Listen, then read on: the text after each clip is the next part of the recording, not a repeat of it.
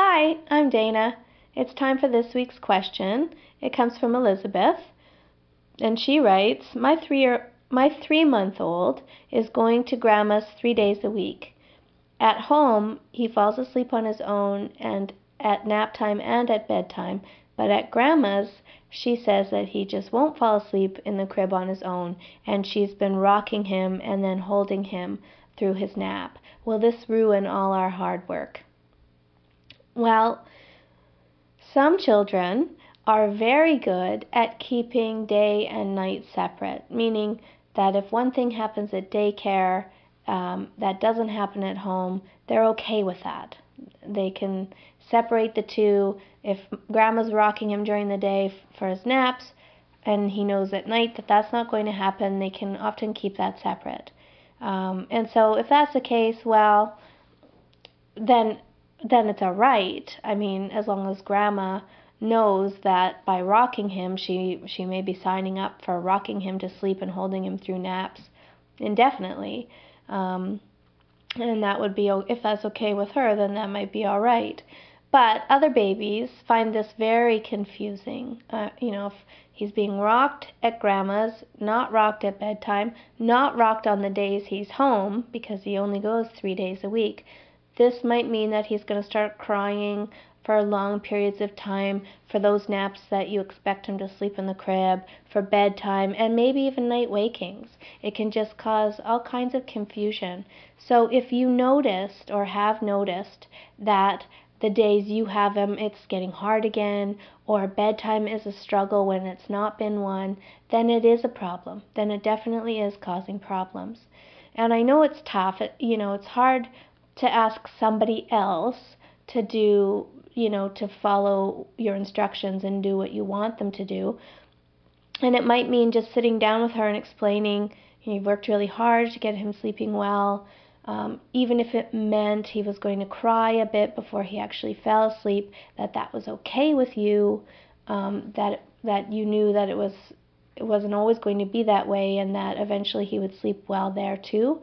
Most children get used to it and will start sleeping well at daycare or at Grandma's house or wherever they go, but it does take a bit of work. I mean, it's not home, it's different, and so he may not know that the rules are the same wherever he is. So it does tend to take a week or two to get used to a new environment and to know that the rules are the same. I mean, if you expect him to sleep in his crib at home, you should expect him to sleep in a crib wherever you go.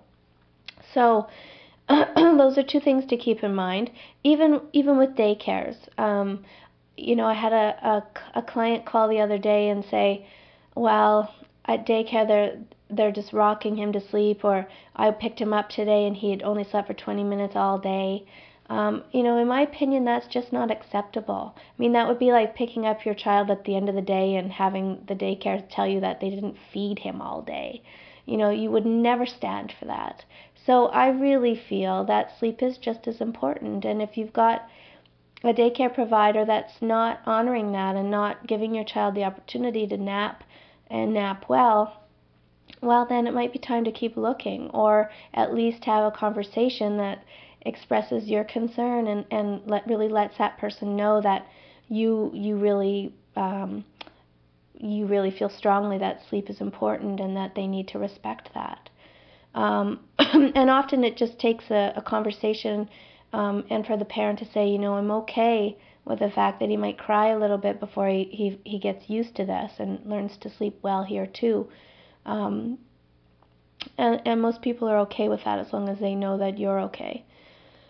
Often a baby won't sleep as long at a daycare as they do at home. It has to do with noise, has to do with other children in the room perhaps. And that just has to be lived with. I mean, it's not home, so it's not going to be the same. And even if the naps are a little shorter than they are, that's okay, as long as there's still naps happening.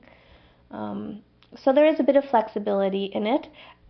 Even if the morning nap was in the stroller out for the morning walk and the afternoon nap was at the facility in a crib, even that's livable. But as long as they're giving your child the opportunity to take a great nap.